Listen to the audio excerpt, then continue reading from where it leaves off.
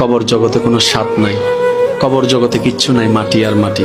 হ্যাঁ, যদি আপনি মালিককে খুশি করে যেতে পারেন, অন্ধকারটাও আলোকিত হয়ে যাবে। কষ্ট করার সময়